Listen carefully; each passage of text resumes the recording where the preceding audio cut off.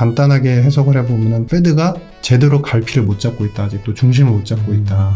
그러한 양상들을 헛된 희망들을 계속 이제 금융시장에 이제 품어주고 있기 때문에 하향으로 곡선을 그리는데 여기서도 들썩들썩함이 계속 반복이 되는 그런 이제 케이오스 혼돈을 계속 만들어주고 있다. 이렇게 보여집니다.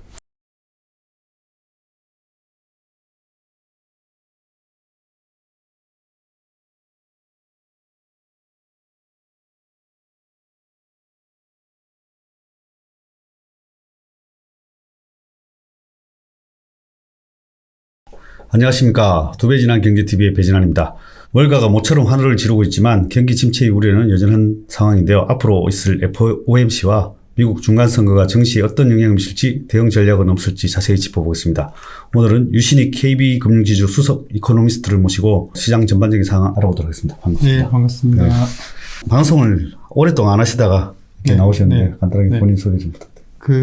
저는 사실 한 20여 년 전부터 이코노미스트를 계속 해왔고, 최근까지는 이제 제가 소속된 기관에서 내부의 업무를 좀 주로 하다가, 금융시장의 변화도 상당히 크고, 지금 경제 상황도 사실은 우리가 2000년대 이후, 아니면은 멀게 보면 거의 한 4, 50년 만에 처음 겪는 일들이 나타나고 있습니다. 그래서 이것에 대한 혼돈은 우리 이제 보통 직장인분들이나 일반 분들 다 똑같이 겪고 있는 것이고, 우리 모두 다 겪고 있는 상황이라서 이거에 대해서 좀 같이 관점도 공유를 하고 저 역시도 좀 그 공유 속에서 또 더 배우고 통찰력을 좀 배워보고자 이렇게 다시 나오게 됐습니다. 네.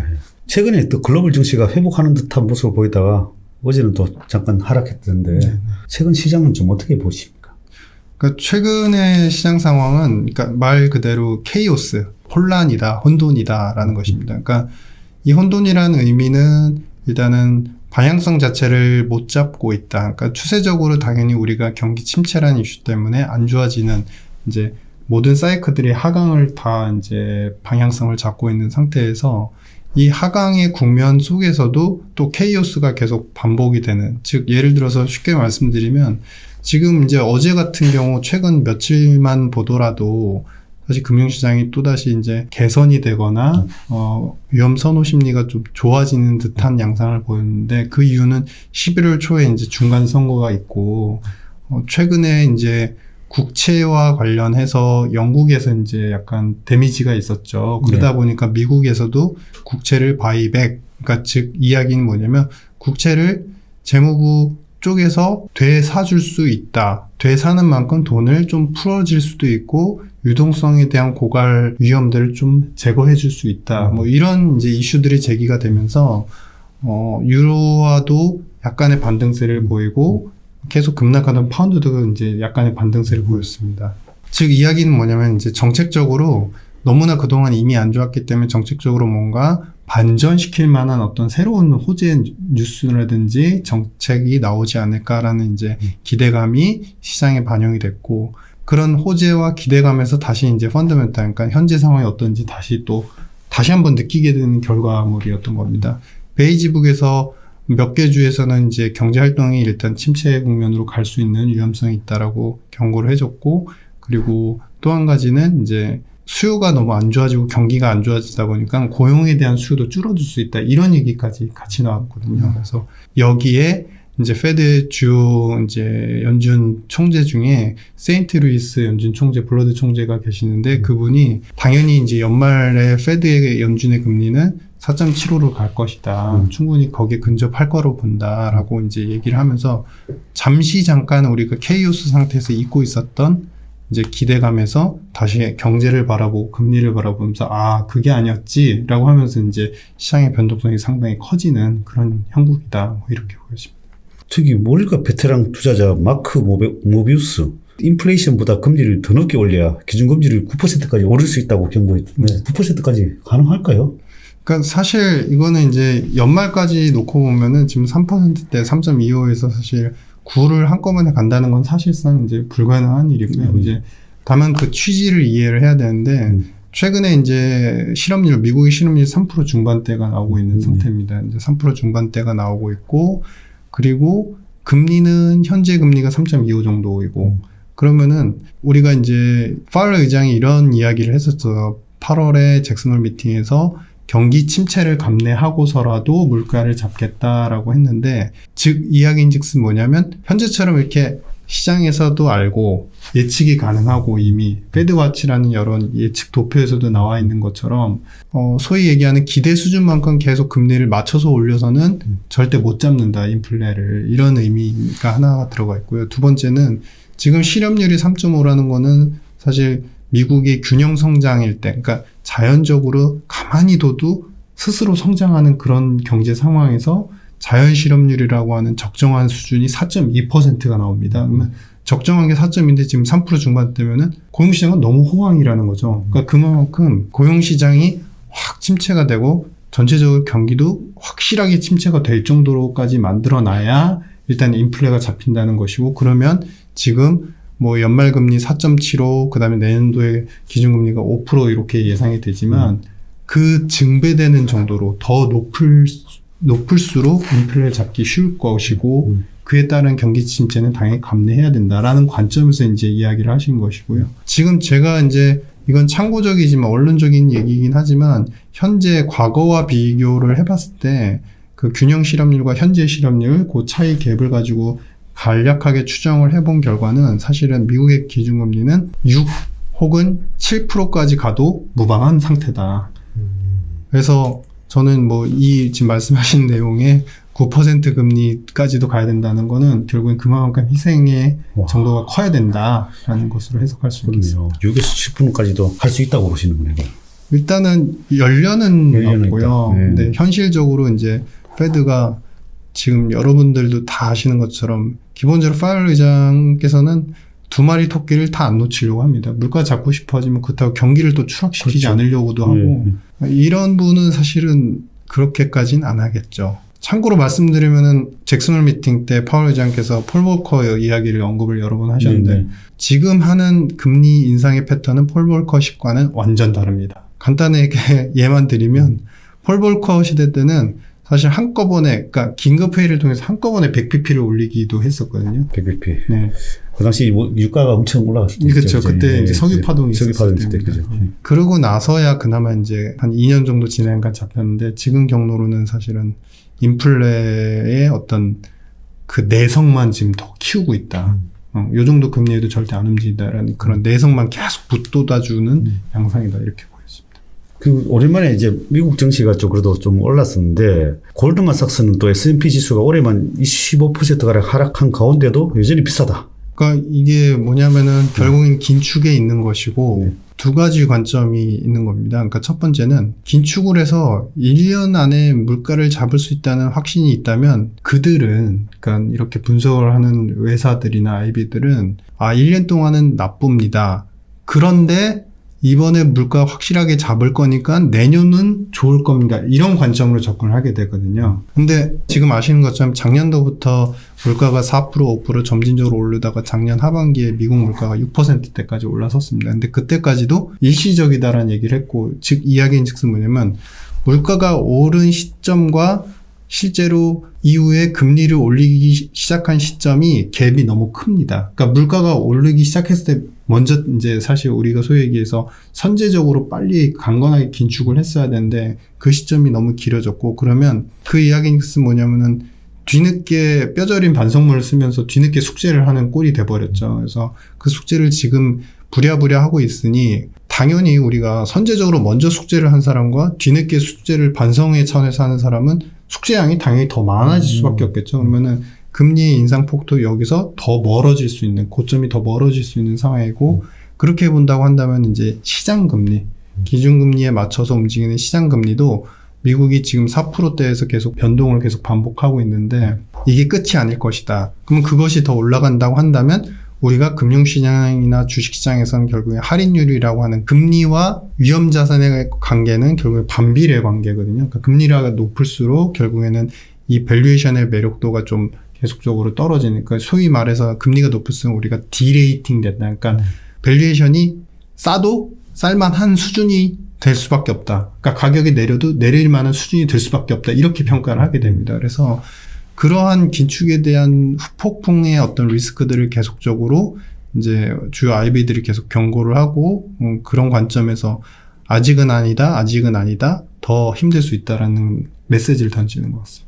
이를 뒷받침하는 경제 지표들이 있을까요? 기본적으로 이제 이런 긴축에 대한 부분들은 결국에는 우리가 목적은 인플레이션이니까 이번에 이제 9월에 미국 CPI가 이제 8.2% 나왔지 않습니까? 그러면은 이제 상반기 중에 이제 9%대를 기록했다 이제 8%대를 유지를 하고 있는데 지표상으로 8%의 물가가 앞으로 본격적으로 그렇게 급락하기 힘들 것이고 이 물가 중에서도 여러 가지 지표들인데 서비스 쪽 물가들이 굉장히 공고하게 올라가고 있습니다. 이제 미국 CPI에서 거의 한 50% 정도를 차지를 하거든요. 근데 이 서비스 물가 쪽이 지금 현재 상황으로 놓고 보면 결코 꺾이지 않는 상태다. 그러니까 결국에는 이런 내수의 물가와 밖에서 들어오는 원자재의 물가들이 동시에 금리 정책을 갖다가 더 불확실하고 더 올릴 수밖에 없게끔 예상하게 만들고 있다라고 해서 결국 인플레이션 지표들이 가장 강력한 것이고 두 번째로는 이제 아직은 확인되지 않았지만 우리가 침체라는 단어들을 최근에 굉장히 많이 쓰지 않습니까? 근데 이제 아직 사실 미국이 투자는 조정을 보이고 투자가 미국의 기업 투자 자체가 상당히 좀 줄어들고는 있는데 본격적으로 완벽하게 침체다 혹은 완벽하게 유동성이 경색, 그러니까 유동성이 모자라게 됐다라는 징후나 지표는 아직 확인이 되지가 않고 있습니다. 그러니까 만약에 그것들까지 확인하게 되면 당연히 기업들이 체력은 더 약화되고 위험 선호나 어떤 기업에 대한 금융자산 가격도 떨어질 수밖에 없기 때문에 이 두 가지 경로를 다 동시에 내포를 하고 있다. 예, 그렇게 보고 있습니다. IMF가 미국 내년 성장률을 1%로 예상하며 이어 국가신용평가사 피치도 0.5%로 하향 조정했는데 지속적인 금리 인상 등으로 인해서 내년 봄부터 완만한 경기 침체에 접어들 것이라는 시선이 있는데 어떻게 보이십니까? 지금 사실은 1분기, 2분기, 올해 1분기, 2분기 동안에 미국의 기업 투자 쪽이 거의 이제 마이너스 10%대 정도로 감소를 했습니다. 마이너스 10%? 예. 이야기는 뭐냐면 기업들의 입장에서도 공급망 리스크가 크니까 원자재를 조달해서 생산하기 힘들고 거기에 더불어서 소비자 심리 지수가 상반기에 빠르게 떨어졌거든요. 거의 금융위기 수준까지 떨어졌습니다. 그러다 보니 이제 수요자들의 소비 심리도 여기서 더 나아지긴 힘들겠지라는 예상이 당연히 가미가 되면서 기업들도 여기서 굳이 재고를 쌓아놓으면서 생산을 더 많이 할 필요가 없다. 오히려 그게 리스키할 것이다 라고 판단을 한 것이고 그런 상황이 지금 1, 2분기 지속이 되고 있기 때문에 아직 소비 자체가 크게 위축은 안 됐음에도 불구하고 기업들이 먼저 선제적으로 대응을 한 거거든요. 근데 만약에 3분기에 넘어서 4분기, 그러니까 우리가 이제 연말 10월, 11월, 12월을 겪으면서 기업들의 이제 구인 수요가 좀 줄어들고 투자를 더 줄여야 되겠다라는 것들이 확연하게 잡혀지면 내년 초에 이제 고용 쪽도 감소세를 보일 수밖에 없습니다. 그러니까 고용 감소라는 건 결국에는 소득의 감소하고도 연결이 되거든요. 그러면은 지금까지는 그래도 소비는 어느 정도 버티면서 기업 투자만 안 좋았는데 내년 초반이 됐을 때 봄쯤이 돼서 만약에 소비까지 무너진다 그러면 기업들은 기존의 투자 감소를 했던 것보다 더 감소폭을 더 크게 할 수밖에 없습니다. 그러면은 내년 초반이 돼서 미국의 GDP에서 70% 정도를 차지하는 소비까지 감소가 된다. 그러면 완벽한 이제 내용과 숫자상의 침체가 모두 다 이제 확인이 되는 거거든요. 그래서 내년 초반에는 그런 경로로 이어질 가능성이 지금 높아 보인다라고 보여집니다. 또 11월 때 FOMC가 있잖아요. 네.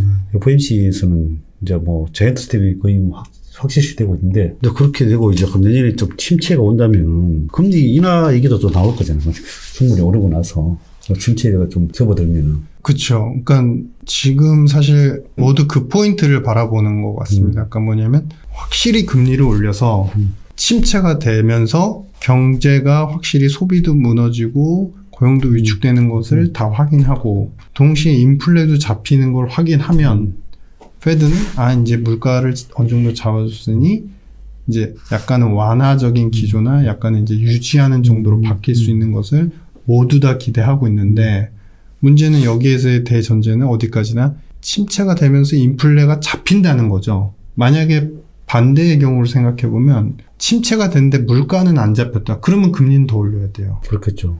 그건 정말 최악인 겁니다. 그러니까 스태그플레이션이 계속 진행이 되는데 스태그플레이션이 계속 진행되면서 물가는 계속 오르고 있고 경기는 계속 추락하고 있고 물가가 안 잡히니까 금리는 계속 올려야 되고 그러면은 여기서 이제 이쪽이 경기 쪽 사이클이 계속 더 죽는 거죠. 그러면은 최악의 상황들이 계속 연출이 되는데 사실은 이러한 시나리오도 존재함에도 불구하고 금융시장은 침체되면 일단 인하, 침체되면 인하, 약간 이쪽으로 기대감을 부풀리고 있어요. 그러니까 그거는 결국 뭐냐면은 우리가 그런 생각을 하죠. 페드가 코로나 위기 때도 상당히 이제 돈을 많이 공급해서 경기를 잘 살려줬는데 경기를 안 놓치겠다는 그런 욕심을 시장에서는 다 눈치를 채고 다 확인을 하고 있기 때문에 언제든지 인하로 다시 돌아서지 않을까라는 시나리오를 자꾸 꿈꾸게 만드는 것이고 그 얘기인즉슨 간단하게 해석을 해보면은 페드가 제대로 갈피를 못 잡고 있다. 아직도 중심을 못 잡고 있다.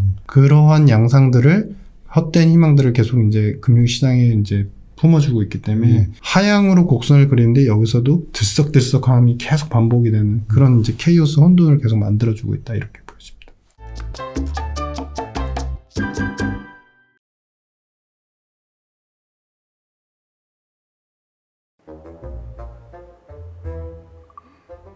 또 물렸어? 난 전생에 불나방이었나 봐. 빨간 물만 쫓다가 또 물렸어. 야, 너 개미면 개미답게 노력을 해야지. 그렇게 오만발해가지고 슈퍼개미 될 수 있겠어? 야, 걔 말이 쉽지. 막상 종목 공부하고 분석하다 보면 아니 이거는 개미 오브 개미 나도 아는 정보들인데 남들이야 모를까 싶단 말이야. 슈퍼개미 배진아님이 그러셨는데 주린이는 공부만이 살 길이다. 슈퍼개미? 누구? 성공 투자 원하니? 너희도 해봐. 불릿. 왜 반말?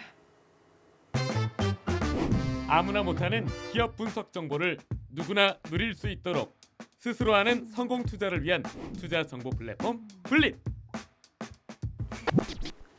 너희들도 될 수 있어. 슈퍼개미. 누구랑 얘기하시는 거예요? 어? 근데 아저씨 진짜 슈퍼개미예요? 나 누군지 몰라?